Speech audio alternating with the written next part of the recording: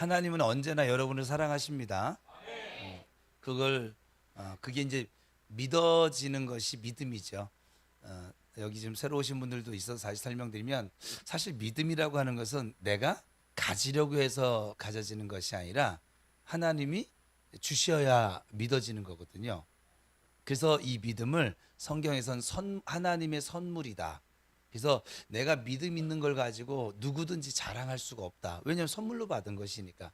내가 노력해서 얻고 공부해서 얻고 내가 돈 들여가면서 얻고 시간을 투자해서 얻은 것이라고 하면 자랑할 것이 될 텐데, 하나님이 어느 날 그냥 불현듯이 오늘 성령 강림, 이제 성령을 보내주셔서 그 성령이 우리 안에 오시면 이 믿음을 갖게 하시는 거예요. 이 성령이 오시면 다른 믿음이 아니라 예수가 나의 그리스도이심을, 나의 구원자이심을 믿게 해주시는 거예요. 그래서 오늘 성령 강림 주일인데 이제 예수님 이야기를 하려고 그래요. 성령님이 오시면 예수님 이야기를 들려주니까, 그래서 오늘 사복음서 얘기를 다 할 거예요. 그러나 겁먹지 마세요. 성령은 절제의 영이세요. 그래서 시간은 정확히 지킬 거예요. 시간 지킨다는 거에 아멘 소리가 제일 커요 지금. 겁먹지 마요. 성령이 오시면 성령께서 우리에게 예수님 이야기를 들려준다고 했는데, 구약 39권은요 이제 모르셔도 한번 보세요. 이제 오늘은 다른 거 보지 말고 구약 39권은 수천 년 동안에 한 분 예수 그리스도를 기다리는 이야기들로 쓰여져 있습니다. 구약을 안 읽으신 분들도 지금 설명을 들으시면 돼요. 그런데 예수님이 오셨을 때, 그 구약에 예언된 대로 예수님이 이 땅에 오셨을 때 가장 열심히 그 예수님을 기다렸던 사람들이 그 예수님을 죽였습니다. 그리고 그 예수님의 죽음이 끝인 줄 알았어요. 그런데 그것이 진짜 복음의 시작이 되어졌습니다. 그러니까 죽음이 생명이 되어지고 패배가 승리가 되어지고 가장 약한 자리에서 가장 인류를 구원하는 놀라운 일들이 나타난 것이죠. 신약에 나오는 이 예수님의 이야기는 그 시대로 돌아가면 세상이 가장 아주 강했던 시절에 시작이 되어집니다. 로마 시대가 천년입니다. 전 세계를 장악한 그것이 오늘날 미국하고 비교가 되지 않아요. 그냥 로마가 법이에요. 그러니까 로마가 세상이에요. 로마에서 펼치는 정책이 온 세계가 따라야만 했습니다. 그런 온 땅을 집어삼켰고, 그러니 예수님이 태어난 이 이스라엘 유대 땅도 예외가 없었죠. 백성들은 이 로마가 심어놓은 왕 헤롯 아래에서 숨죽이며, 식민지죠, 숨죽이며 살았고, 그들이 구약에 예언되어진 약속된 구원자를 기다리다가 지쳐가고 있을 때였습니다. 선지자도 없고 기적도 없고 하늘에서 아무 소리도 들려지지 않는 시간이 무려 말라기 이후에, 구약 성경 마지막이 말라기인데 그 이후에 400년이 지나갑니다. 그러니까 400년 동안 이 땅에 그 어떤 사인도 주어지지 않는다는 거예요. 헤롯은 참 매우 영리한 사람이었는데 로마의 신임을 얻었고, 그리고 권력을 유지하는 법을 그는 알았어요. 정치인이니까. 그래서 딱 한 가지 집착했던 인물이에요. 자기 왕의 자리를 뺏길지 모른다는 두려움이 가지고 있었어요. 그 두려움이 결국은 그 시대의 아이들을, 왜냐하면 구약에 예언된 그 메시아가 온다는 소리를 들으니까 자기 왕의 자리를 뺏길까 봐 아이들을 전부 다 죽이라고 하는 명령을 내렸습니다. 권력을 가진 사람이 두려움에 사로잡히면 얼마나 잔인해지는지 보여주는 장면이기도 합니다. 그러니까는 지금 우리가 사는 이 세상도 마찬가지잖아요. 권력을 가진 사람이 두려움에 빠지면 정말 수많은 사람들이 피해를 보고 수많은 사람들이 막 죽어가고 막 그렇게 되는 거예요. 그래서 여러분, 위정자들을 위해서 기도하시기 바랍니다. 이번에 선거를 해요. 선거 모두 하세요. 예수 믿는 사람도 선거해야 합니다. 누구를 찍으라고 저는 얘기하지 않아요. 그런데 기도하고, 하나님 정말 이 나라, 이 민족, 또 제가 이 신앙생활을 하는데 이게 도움이 될 하나님의 나라를 이룰 그 사람이 어떤 사람일까요?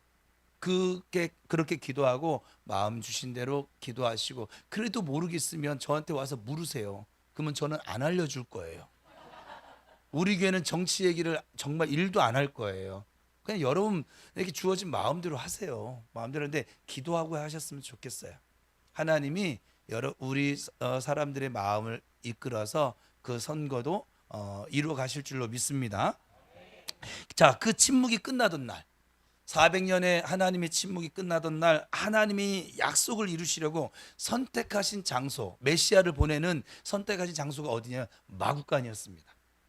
만삭의 여인 마리아가 나귀를 타고 베들레헴으로 향했고, 여간마다 막 문이 닫혀져서 말과 소냄새가 진동하는 마구간에서 이 수천 년 동안 내려오던 하나님의 약속, 이 메시아 사역이 시작되어졌습니다. 세상이 기대한 왕의 탄생 장면이 결코 아니었죠. 여기서 하나님이 굳이 왜 이런 방식을 택하셨을까? 이게 중요합니다. 가장 낮은 자리, 가장 초라한 공간에서 그 하나님의 위대한 약속을 이루시는 하나님의 역사가 시작되어졌다는 거예요. 하나님의 방식은 언제나 이 세상의 방식과는 좀 정반대였고, 그 반전은 바로 여기서부터 시작되어지는 것이죠. 이 하나님의 이 일하시는 방식 때문에 저와 여러분이 지금 성령과 함께 살아가는 예수의 사람이 되어진 거예요. 가장 초라하고 가장 연약한 우리 마음 가운데 그 위대하신 성령님이 지금 임하셔서 함께하고 계시니까. 예수님의 이야기를 기록한 성경이 총 성경에 4권이 나옵니다. 마태복음, 마가복음, 누가복음, 요한복음입니다. 같은 예수님 이야기입니다. 그런데 왜 4권이나 필요했을까요? 한 권이면 충분하지 않을까요? 우리가 한 사람을 제대로 알려면 어때요? 여러 각도에서 봐야 하잖아요. 그죠? 일하는 모습도 봐야 되고, 연애하는 모습도 봐야 되고, 집에서의 모습도 봐야 되고, 사회에서의 모습도 봐야 되고. 그 한 사람을 알려면 어때요? 여러 각도에서 봐야 되지 않을까요? 한 모습 보고 그 사람은 이런 사람이야, 맞을까요? 맞지 않을 거 아니에요. 앞에서 본 모습, 옆에서 본 모습이 다르고, 일할 때와 쉴 때가 다르죠. 예수님도 한 가지의 관점으로는 모두 담을 수 없는 그런 분이셨죠. 그래서 마태복음에 마태는 복음서의 앞에가 쓴 기자 이름인데, 마태는 이 예수님을 왕으로 소개합니다. 왜냐하면 유태인을 대상으로 썼는데 유태인들이 왕으로서의 메시아를 기다리고 있었거든요. 그래서 첫 문장부터 마태복음은 복음서, 사복음서 다 틀려요. 첫 문장부터 족보로 시작합니다. 왜냐하면 왕은 혈통이 중요하니까. 왕이라면 혈통이 분명해야 하니까. 그리고 구약 성경의 말씀을 주로 인용해서 사용합니다. 왜냐하면 그들은 구약의 유태인, 하나님에게 선택받아서 하나님의 예언의 말씀을 받아왔던 유태인들을 대상으로 쓰니까 이 구약의 성경이 이루어진 분이 예수님이야 라고 하는 설명이 필요하기 때문에 그래. 마가는 예수님을 종으로서 소개를 합니다. 고난받으시는 종으로. 그래서 마가복음에는 즉시라고 하는 단어가 자주 반복해서 나옵니다. 쉬지 않고, 종이니까, 왕이 아니고 종이니까 자꾸 움직이시고 사람들을 찾아가시는 그 종으로서의 예수님의 모습을 그리고 있습니다. 그러니까 왕의 유언보다는 좀 종의 이 부지런함이 느껴지는 복음서죠. 우리 교회 목사는 종이에요. 머슴이에요. 그래서 자꾸 움직여요. 그러니까 움직이고 막 그러는데, 그러니까 그 다음에 누가는, 세 번째 복음서가 누가복음인데, 이 누가는 의사였어요. 직업이 꼼꼼하게 조사하고 기록하고 공부하는 사람이었습니다. 그래서 이 누가복음에는요, 다른 복음서에는 나오지 않는 그런 장면들이 많이 나와요. 예수님의 탄생 장면이 유일하게 나오고요. 그리고 어린 시절 소외된 사람들과의 만남이 가장 자세하게 기록되어져 있기도 합니다. 그래서 누가는요, 이 예수님을 완전한 인간으로 그렇게 표현을 합니다. 배고픔도 아시고, 피곤함도 아시고, 그리고 슬픔도 아시는 예수님이셨습니다. 요한복음은요, 아예 달라요. 앞에 이 세복음서랑은 첫 문장서부터 이미 다른 세계로 들어갑니다. 예수님께서 이 시간이 이 온 세상의 시간이 시작되기 전부터 계셨던 분이라고 하는 창세기와 동일한 같은 선언으로 시작을 합니다. 그래서 이 요한은 이 예수님을 살아계신 하나님으로 선포를 했던 것이죠. 그래서 여러분 이 사복음서를 나란히 놓고 보면 예수님의 완전한 모습이 나타나거든요. 그래서 예수님은요, 왕이면서 종이시고요, 인간이면서 하나님이신 분이세요. 이거 그래서 이 예수님은 우리가 예수를 믿을 때 예수님은 그냥 하늘에 계신 하나님이시니까 우리 고통을 모르시겠지. 아니요. 우리 인간적인 모습을 모두 슬픔도 눈물도 흘리셨고 배고픔도 하셨고 잠도 못 주무셨고 계속 시달리기도 하셨고 매를 맞기도 하셨고. 그래서 예수님은 이 사복음서를 통해서 요 한 문장으로 정의할 수 있어요. 다시 한번 같이 읽어볼까요? 시작. 예수님은 왕이면서 종이시고 인간이면서 하나님이신 분. 예. 그러니까 예수님은 사실 한 권으로 다 담을 수 없는 분이셨던 것이죠. 그런데 그 왕을 맞이할 준비된 사람들이 있었어요. 그 시대에. 적어도 본인들은 그렇게 생각을 했습니다. 바리새인과 사두개인들이었습니다. 하나님의 말씀을 가장 많이 알고 연구하고 가장 열심히 그 말씀대로 살려고 지킨다라고 자부하던 그런 사람들이었습니다. 평생을 이 하나님의 말씀 앞에 율법 앞에 바친 사람들이었고 또 그런 모습이 백성들에게 존경을 받던 그런 사람들이었습니다. 바리새인들은 민중의 지지를 등에 업고 있었습니다. 그래서 율법 하나하나를 철저하게 지키며 살았습니다. 그 열심이 진짜인 것처럼 보여졌습니다. 그런데 그 열심의 뿌리를 들여다보면 좀 달랐어요. 하나님을 향한 사랑이 아니라 사람들에게 인정을 받고 싶은 욕망이 그 자리를 지켜나가는 원동력이 됐던 거예요. 겉모습은 너무 거룩하고 경건했었지만 그 마음속은 욕심으로 가득 차 있었던 것이죠. 사두개인들은 조금 더 노골적인 사람들이었어요. 성전을 장악을 하고 그리고 그 당시에 권력인 로마의 지지를 받으면서 종교 권력의 꼭대기에 앉아 있었습니다. 그래서 여러분 이들에겐 사실 구원자가 필요가 없었어요. 그 구약을 얘기하면서도 구원자가 필요 없었어요. 이미 다 누리고 있으니까. 구원자가 오면 오히려 자신들이 차지했던 그 권력의 자리가 흔들려져 버릴 것이니까 별로 좋아하지 않아요.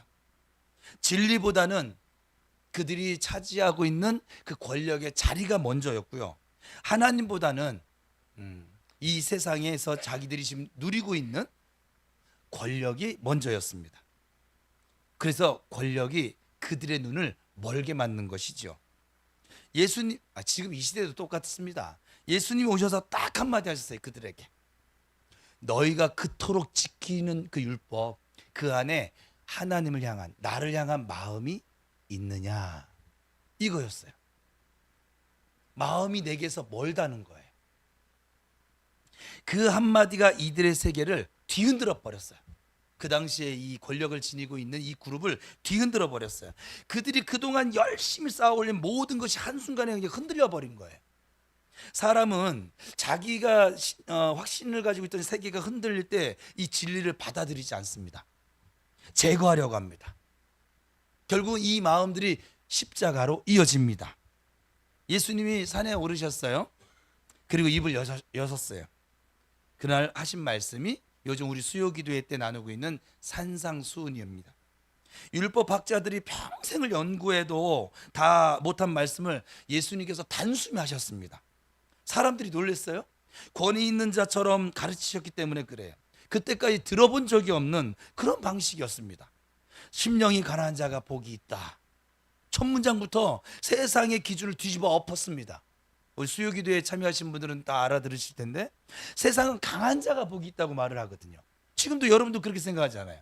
강한 자가 복이 있고 돈 많은 자가 복이 있고 가진 자가, 능력 있는 자가, 인정받는 자가 복이 있다고 얘기하잖아요. 근데 예수님은 정반대를 말씀하십니다. 가난한 자, 애통하는 자, 온유한 자가 복이 있대요. 그러니까 하나님 나라의 기준은 이 세상 기준과 완전히 달랐습니다. 그리고 더 나아가셔서 원수를 사랑하라. 오른뺨을 맞으면 왼뺨도 돌려대라.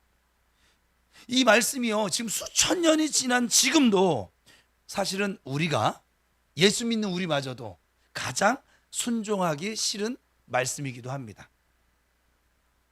사실 시대가 바뀌었지만 이 말씀은요, 지금도 정확하게 우리의 이 폐부, 이 심장을 찌르고 있습니다. 그것이 이 말씀이, 하나님의 말씀이 살아있다는 증거가 되기도 합니다. 성경이 지금도 살아있는 이유가 바로 여기 있죠. 우리는 원수를 사랑하기는커녕, 오른뺨을 때린 사람 왼뺨 돌려대기는커녕, 오른뺨 때리면은 뺨만 때리는 것이 아니라 그냥 목을 비틀어서 죽이려고 할 것이고, 그렇지 않습니까? 원수를 만나면 그 가문까지 다 멸망시키고자 하는 그런 감정에 사로잡힐 것이란 말이에요. 그런 우리에게 이렇게 말씀하시는 거예요. 그리고 지친 사람들을 향해 말씀하셨습니다. 수고하고 무거운 짐진 자들아 다 내게로 오라. 내가 너희를 쉬게 하리라. 그 당시에 율법에 짓눌린 사람들에게 하신 말씀이었어요. 지켜야 할 것들의 무게에 눌려 살던 사람들에게 쉼을 줄게. 내가 너의 구원자야. 내가 너의 메시아야. 예수님이 이제 말씀만 하신 것이 아니라 본격적으로 움직이십니다.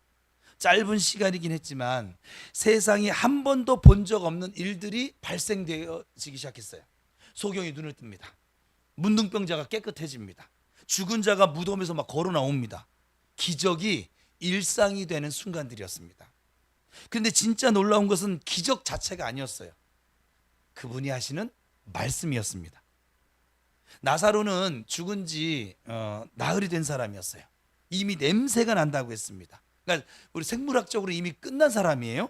그 앞에서 예수님이 우셨습니다. 곧 살리실 수 있는 분이, 전능하신 분이 먼저 그 상황 앞에서 우셨습니다. 그리고 외치셨습니다. 나사로야 나오라. 죽은 사람이 정말 걸어 나왔습니다. 능력을 보여주기 전에 예수님께서는 말씀만 해도 살리실 수 있는 분인데 그 우리 인간의 슬픔에 함께 공감하시고 함께 하셨던 것이죠. 이 장면이 참 중요한 이유가 있어요. 지금 여러분의 삶에도 이미 끝났다라고 생각하는 자리가 있을 수 있어요. 그게 어떤 분야가 됐든지. 그게 어떤 사람에 대해서 아유 저 사람은 이제 틀렸어 못 고쳐 이런 자리가 있을 수도 있고, 아유 이제 나는 그냥 개미로 평생 사는 거야. 이 개미가 효정이를 얘기하는 게 아니에요. 이게 우리 서민들을 개미라고 표현하더라고요. 그냥 너무 그냥 바삐는 사는데 가진 건 없고 모아놓은 건 없고 그냥 그렇게 하더라고요. 그러니까 나는 평생 나는 이제 금수저 되기는 틀렸어. 그러니까 이렇게 포기한 자리, 여러분들이 포기하고 끝났다고 생각하는 자리가 있을 수 있어요. 돌이킬 수 없다고, 더 이상 손 쓸 수 없다고 느껴지는 그 자리. 예수님은 나사로의 무덤 앞에서 먼저 우셨습니다. 능력보다 마음이 먼저인 분이셨습니다. 그 예수님의 마음이 지금도 오늘 이 시간도 우리를 향하고 있음을 믿으시기 바랍니다. 할렐루야. 그 주님이 우리 때문에 우십니다. 우리의 그 넘어진 자리 때문에 우십니다. 우리의 그 포기한 자리 때문에 지금도 우십니다. 정확하게 얘기하면 로마서 8장에 하나님 보좌 우편에서 우리를 위해서 기도하고 계십니다.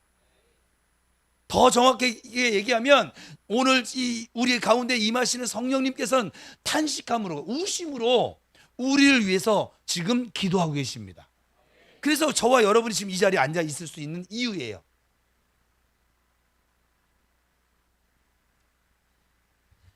제자들도요 사실은 처음에 몰랐어요. 바람과 바다가 막 예수님 앞에 잠잠해지는 걸 보고 나서야 이 천지가 예수님의 말씀 한마디에 그냥 다 듣는 것을 보면서 물었습니다. 도대체 이분은 누구야? 어떤 분이셔?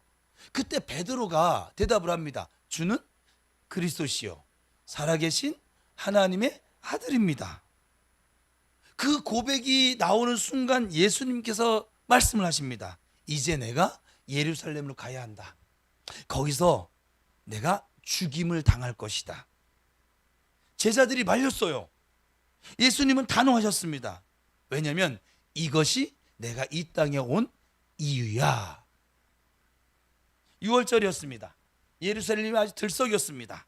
예수님이 나귀를 타고 입성하였을 때 백성들이 막 종려나무 가지를 흔들면서 외쳤습니다. 호산나 다윗의 자손이요. 그런데 그 환호가, 예수님을 맞이하는 이 환호가 일주일도 안 돼서 십자가에 못 박으라, 예수를 십자가에 못 박으라 라고 하는 저주의 외침으로 바뀌었습니다. 단 일주일 걸렸어요. 사람만 바뀌는 게. 마지막 만찬이었습니다. 예수님이 떡을 떼시며 이것이 너희를 위해 주는 내 몸이다 라고 하셨습니다. 또 포도주를 드시면서 이것이 내 피로 세우는 새 언약이다 라고 말씀하십니다. 수백 년 전 예레미야가 예언했던 그 새 언약, 그 새 언약이 바로 이 성만찬 식탁에서 시작되고 있었던 것이죠. 제자들은 그때도 예수님께서 이렇게 말씀하신 의미를 몰랐습니다. 겟세마네 동산이었습니다. 예수님의 땀이 핏방울처럼 떨어졌습니다. 할 수만 있으면 이 잔을 지나가게 해달라고 간절하게 기도하셨습니다. 그러면서도 내 뜻대로 마시고 아버지의 뜻대로 하시라고 그렇게 기도하셨습니다. 여러분, 예수님은 두렵지 않은 척하지 않으셨어요. 고통을 피하고 싶다고 솔직하게 성부 하나님, 아버지 하나님 앞에서 기도하셨습니다. 제가 계속 우리 성도들에게 하나님 앞에서 있는 모습 그대로 나가라고, 가면을 벗고 가면 쓰지 말고. 예수님도 그렇게 하셨어요. 하나님이신 예수님도. 그러면서 아버지의 뜻을 선택하셨습니다. 가장 인간적인 순간에 가장 하나님적인 선택을 하신 분이 바로 예수님이신 것이죠. 유다가 이 기도를 끝나고 나니까 군대를 이끌고 왔어요. 제자들이 전부 다 도망쳐 버렸습니다. 가장 예수님을 오래 따라다닌 사람들이 가장 먼저 예수님에게서 등을 돌렸습니다. 저도 지금 목회하면서 그거 아세요? 저하고 거리가 먼 사람은 저를 떠나도 그냥 별 영향이 없어요. 가까이 우리 목사님 최고예요. 안 믿어요. 묵묵히 교회 다닌 사람이 가장 저는 베스트 성도라고 생각을 해요. 막 유난을 떨고 유난을 떨다가 어느 날 보면 없잖아요. 그죠? 유난을 안 들었으면 표시도 안 났을 건데. 여러분, 살면서 가장 믿었던 사람에게 배신당해 본 적 있으세요 혹시? 예수님은 그날 밤 제자들 전체에게, 한 명이 아니라 몇 명이 아니라 전체에게 바로 그 배신을 당하셨습니다. 그래도 예수님은 그 자리를 도망치지 않으셨어요. 왜냐하면 이것이 내가 이 땅에 온 이유이기 때문에 그렇습니다. 그리고 순순히 재판을 받으십니다. 손과 발에 못이 박혔습니다. 그리고 마침내 골고다 언덕에 십자가가 세워졌습니다.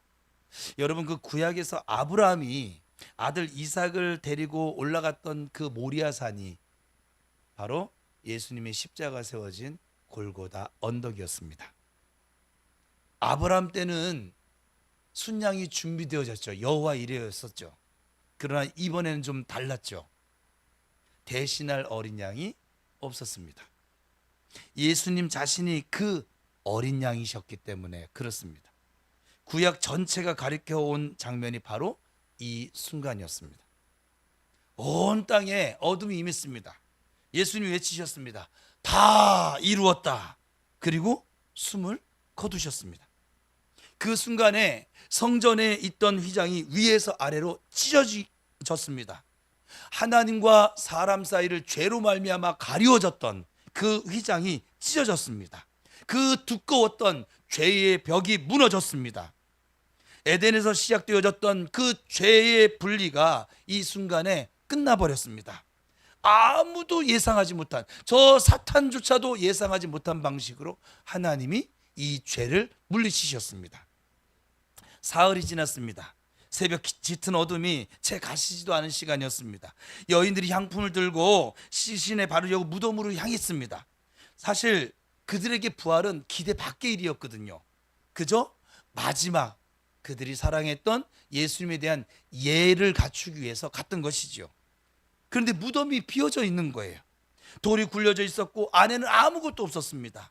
천사가 나타나서 그가 여기 계시지 않고 살아나셨다라고 말씀을 전합니다. 여인들이 막 달려갔습니다. 그때 예수님이 나타나셨습니다.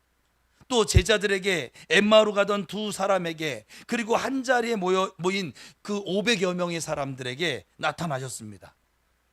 이건 죽음이 끝이 아니라는 걸 보여주는 것이죠.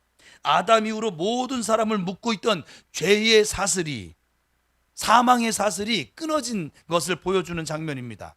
여러분, 부활이 단순히 기적이 아니라는 거예요. 부활은 선언이었습니다. 죄도 죽음도 절망도 우리의 마지막 자리가 되지 못한다라고 하는 선언이 바로 부활이었습니다. 만약에 지금 여러분 삶에 끝난 것처럼 보이는 무언가가 있다면 이 부활의 예수님은 그 자리를 향해 말하고 있습니다. 아직 끝나지 않았어. 우리 옆 사람 축복할까요? 당신의 인생은 아직 끝나지 않았어. 시작.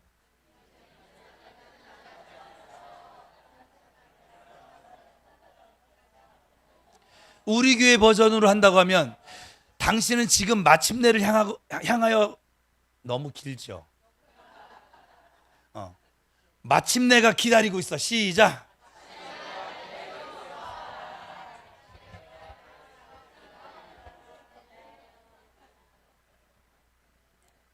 그것이 그래서 예수 믿는 사람은 마지막이 아니에요. 우리의 마지막은 영원이에요. 영원. 그래서 그걸 성경에서 영생이라고 부릅니다. 천국이라고 하기도 하고. 그것이 사복음서에서 말하고 있는 예수님 이야기 전체가 전하는 핵심이기도 합니다. 이 부활이. 제자들이 달라졌습니다.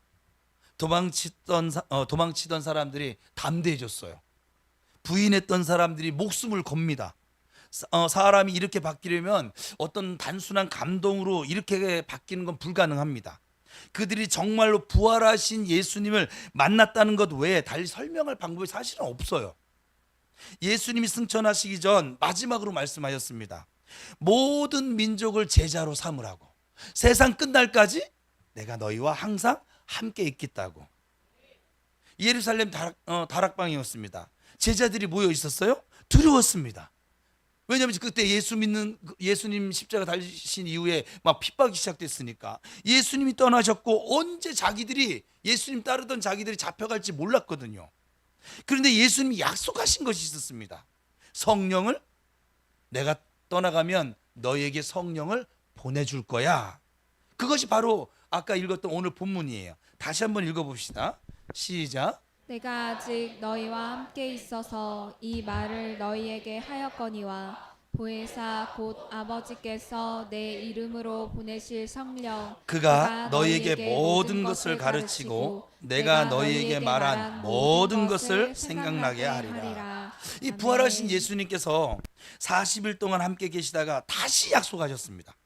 이거는 이전에 요한복음 14장에서 하신 말씀이고, 다시 40일 부활하셔서 완전히 승천하시기 전에 40일 동안 계셨었는데 그때 약속하셨습니다. 사도행전 1장 4절에서 5절입니다. 시작. 사도와 함께 모이사 그들에게 분부하여 이르시되 예루살렘을 떠나지 말고 내게서 들은 바 아버지께서 약속하신 것을 기다리라.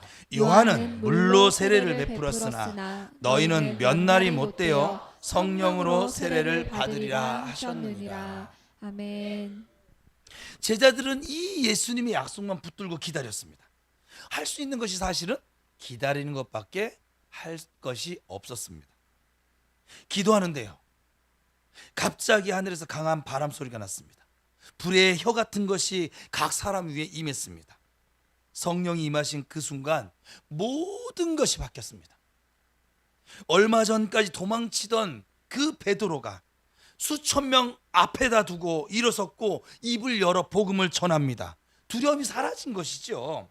그날 하루에 믿는 사람만 수천 명이 되어졌다라고 성경은 지금 말씀하고 있습니다. 바로 교회 시대가 시작된 순간이었습니다. 사실 베드로는 능력 있는 사람은 아니었거든요. 불과 며칠 전에 예수님을 계집종 앞에서, 그것도 권력 있는 사람도 또 아니고 그냥 옆에 있는 계집종 물음에 3번이나 예수님을 부인했던 사람이었거든요. 그런 사람이 담대해졌다면 그것은 베드로가 변한 것이 아니에요. 그 안에, 베드로 안에 지금 무언가 다른 존재가 임하신 것이죠. 성령은 자격 있는 사람에게 오시는 것이 아니었습니다. 가장 실패한 사람에게 가장 먼저 임하셨습니다. 성령이 임한, 성령의 기름 부으심이 나타난 이 초대교회는 완전히 달라졌습니다. 날마다 모였습니다. 함께 먹었습니다. 필요에 따라 가진 것을 나누었습니다. 지금 우리 교회가 이것을 하고 있죠. 수요일도 모이고 목요일도 아니죠. 화요일도 모이고 수요일도 모이고 목요일도 모이고 금요일도 모이고 토요일도 모이고 주일도 모이고. 주일날만 나오시는 분은 뭔 얘기인가 하지만 지금 제자 훈련하고 있거든요, 지금. 그리고 이따 내려가서 오늘은 셰프께서 닭볶음탕을 준비해 주셨어요.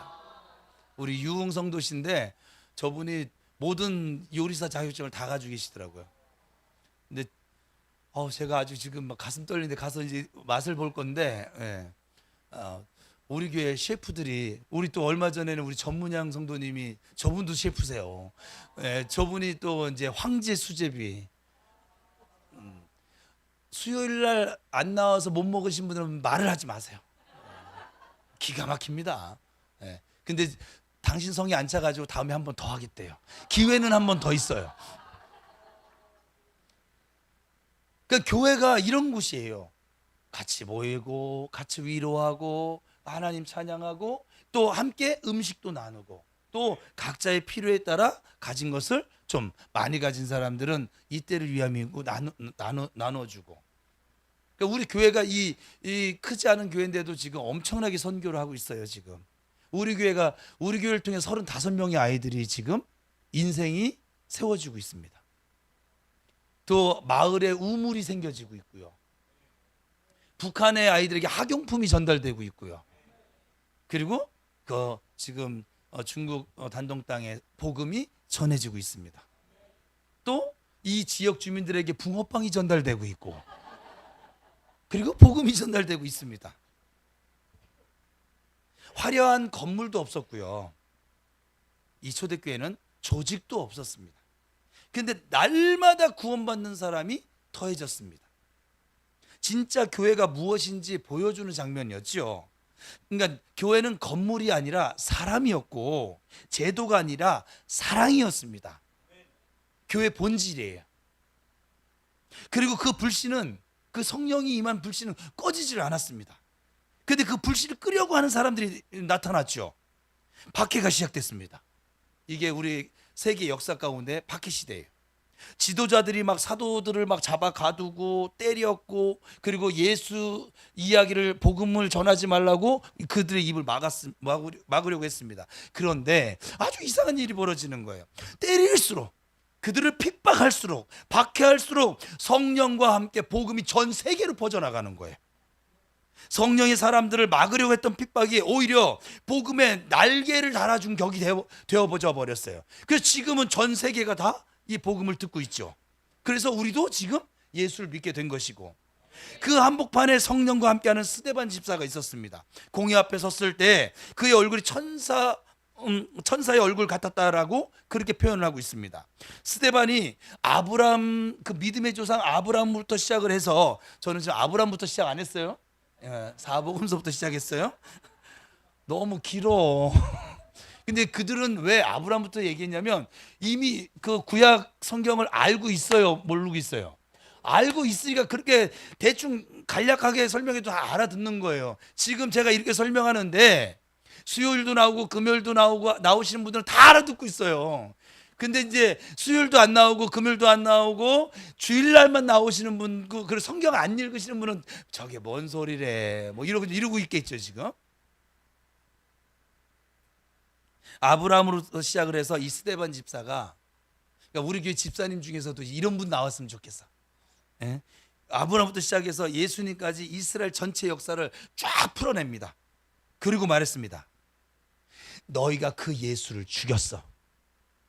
그러니까는 그 얘기를 듣는 사람들이 좋을까요, 안 좋을까요? 내가 안 죽였는데 죽였다고 하니까 사람들이 그래서 분노를 합니다. 돌을 집어들었습니다. 그리고 스데반이 무릎을 꿇었습니다. 그리고 그를 향하여 돌을 던졌습니다. 돌이 날아 들어왔죠. 그때 스데반이 이렇게 기도를 합니다. 주여, 이 죄를 저들에게 돌리지 마옵소서. 예수님이 십자가 위에서 하신 그 예수님의 기도와 똑같은 기도였습니다. 그런 거 보면 정말 성령이 그 안에 계신 것이 증명이 되어졌죠. 스데반은 예수님이 하신 것처럼 죽었습니다. 초대교회 첫 번째 순교자였습니다. 그런데 진짜 반전은 지금부터죠. 그 자리에 조용히 서 있던 한 청년이 있었습니다. 그 청년이 돌 던지는 사람들의 옷을 맡아줬거든요. 스데반이 죽는 것이 마땅하다고 생각을 하는 청년이었습니다. 이름은 사울이었습니다. 나중에 신약 성경에 절반을 쓰게 될 바로 그 사람 바울이었습니다. 하나님은 가장 적대적인 사람을 가장 가까운 자리에 세워두고 계셨던 것이죠. 그때 그 당시에는 그 누구도 몰랐어요, 이 사실을. 그날의 사울, 사실은 사울 자신도 이 사실을 몰랐어요. 자기가 이렇게 복음을 전하는 바울이 될 줄을. 저도 제가 이렇게 여러분 앞에서 이런 설교를 하고 있을 목사가 될 것을 전혀 몰랐어요. 그날에는 전혀 몰랐어요. 정말 저는 제가 내 인생을 이렇게 될 거라고 생각을 1도 못하고 살아왔던 사람인데, 그날에 막 이상한 경험을 하고 뭐 이렇게 하고 그리고 무슨 예술 믿어, 마음 약하니까 저 교회 다니는 것이지 내 주먹을 믿지 막 이러고 다녔었거든요. 근데 그날에 몰랐어요. 주님 만났던 그날에 내가 목사가 될 것을, 또 내가 주를 위해서 평생 남은 인생을 바치게 될 것을, 그리고 주님이 주신 복과 은혜로 내가 살아가게 될 것을, 또 수많은 사람들과 교회들을 도우며 사는 복된 인생을 살게 될 것을 저는 그날엔 전혀 몰랐어요. 근데 사울도 몰랐어요. 사실 사울은요, 나쁜 사람은 아니었어요. 오히려 하나님을 위한다라고 하는 확신이 가장 강렬했던 사람이었습니다. 당대 최고의 학자에게 배웠고 율법을 누구보다 철저하게 지켜온 사람이었고, 그 확신으로 집집마다 찾아다니며 그 예수란 사람을 자꾸 얘기하는, 그들에게는 이단처럼 보여졌으니까 옥에 가두기도 했고, 자기가 하나님의 이 일을 충성스럽게 지금 감당하고 있다고 확신 가운데 믿으면서 살아왔던 인물입니다. 이 사울이 다메섹으로 가는 길이었어요. 체포영장을 손에 쥐고 달려가던 그 길에서 빛이 하늘로부터 쏟아졌습니다. 땅이 엎어졌습니다. 소리가 들렸습니다. 네가 어찌하여 나를 핍박하느냐? 사울이 물었습니다. 주여, 누구시니까? 나는 네가 핍박하는 예수다. 그 순간 사울의 이 모든 세계 전체가 무너졌습니다. 그리고 바로 눈이 멀어버렸어요. 사흘 동안 먹지도 마시지도 못했어요. 가장 자기가 살아오면서 확신하며 살아왔던 것이 완전히 틀린 것이었구나 라고 하는 것을 인정하며 받아들이는 시간이 필요했던 것이죠. 그리고 눈에서 비늘 같은 것이 벗겨지면서 영안이 열려 보게 된 것입니다. 성령이 임하시니까 교회의 가장 큰 핍박자가 가장 위대한 선교사로 바뀌어지는 그 순간이었습니다. 하나님은 가장 엉뚱한 사람을 선택하셨어요. 그것이 하나님의 방식이에요. 그 사울이 이제 바울이라고 하는 이름으로 불려지기를 시작했습니다. 어제까지 예수 믿는 사람들을 잡으러 다니던 사람이 이제는 그 사람들이 믿는 예수 복음을 전하러 다니게 된 것이죠. 이보다 더 극적인 반전이 있을까요? 하나님은 가장 강력한 적을 가장 강력한 아군으로 바꾸셨습니다. 그리고 그를 통하여 온 세상을 복음의 무대로 쓰셨습니다. 소아시아를 지나서 유럽까지 갔습니다. 성령과 함께하는 바울이 가는 곳곳마다 교회가 세워졌습니다. 그리고 가는 곳곳마다 교회만 세워진 것이 아니라 밖에도 함께 따라왔습니다. 매를 맞았고 돌을 맞았고 그리고 배가 난파되고 죽을 고비를 여러 번 넘겼습니다. 그래도 이 바울은, 성령과 함께하는 바울은 멈추지를 않았습니다. 성령과 함께하는 그를 멈추게 할 수 있는 것은 이 세상에 아무것도 없었던 것이지요. 여러분 이제 말씀하실 건데, 오늘은 성령께서 우리에게 오신 날을 기억하며 사모하는 주일입니다. 예수님께서 우리에게 약속하신 성령은 이미 우리 가운데 오셨습니다. 임하셨습니다. 함께하고 계십니다. 저는 오늘 우리 모두에게 이 약속하신 성령으로 충만해지시기를 주님의 이름으로 축복합니다. 진리의 성령이 우리에게 오시면 우리 구주 예수님을 믿게 해주시고 이 예수님의 말씀을 생각나게 해주십니다. 그래서 신앙생활이 즐겁습니다. 담대해집니다. 복음의 사람으로 살게 하십니다. 마침내 하나님을 예배할 줄 아는 예배자로 우리를 세우십니다. 우리 모두 성령 강림주의를 맞이하여 성령과 함께하는 이 신앙생활로 변화되어져서 초대교회 성도들처럼 하나님의 나라와 의를 이루어가며 이 복음의 사람으로 예수님을 자랑하며 살아가게 되시기를 주님의 이름으로 축복합니다. 하나님께서 예수 안에서 성령과 함께 우리에게 주신 모든 복과 은혜를 누리며 살아가시기를 주님의 이름으로 축원합니다. 기도하겠습니다.